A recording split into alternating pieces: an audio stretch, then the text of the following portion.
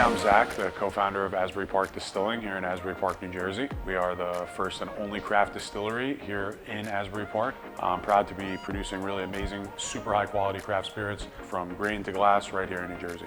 I'm a New Jersey resident, born and bred. Really enjoyed all the art, music, culture that Asbury Park has always had to offer.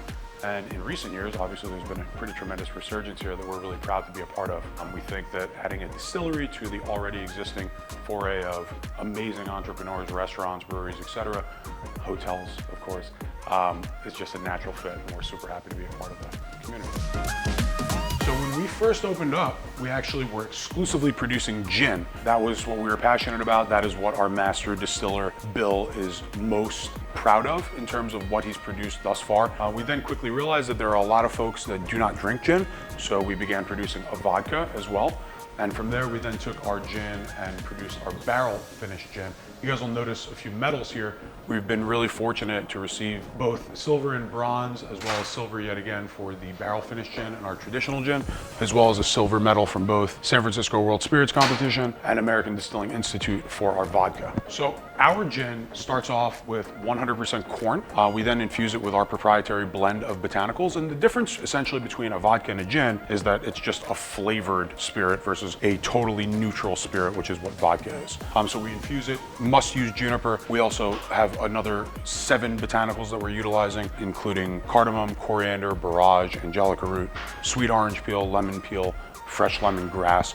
So we're going for a little bit more of a citrus forward style, not overly junipery. I think there are a lot of gins on the market that have a little bit too much of that juniper lead. We want it to be a little bit more citrus forward, if you will. Vodka, 100% corn based yet again. So if there are folks that have any sort of gluten intolerance, both our vodka and our gin are really great options for them. You know, the goal, the criteria essentially for being a vodka is that it's a neutral spirit that is odorless, flavorless, and colorless. So your goal here is to create as clean of a spirit as possible with well-integrated alcohol. Ours happens to be at 80 proof, 40% ABV, and we find it to be minimally hot, so you can sip our vodka at room temperature and not really have that cringe that a lot of people will get when they're sipping straight vodka. What we do here is we take a 2-year straight bourbon that is, again, spent 2 full years in a new American oak barrel. We'll then empty our barrel finished gin barrels up here and refill them with our 2-year-old straight bourbon. So those barrels have been saturated with our gin, thus having a little bit of that botanical influence. You'll then find that botanical influence in our bourbon in the finished product after about 4 months.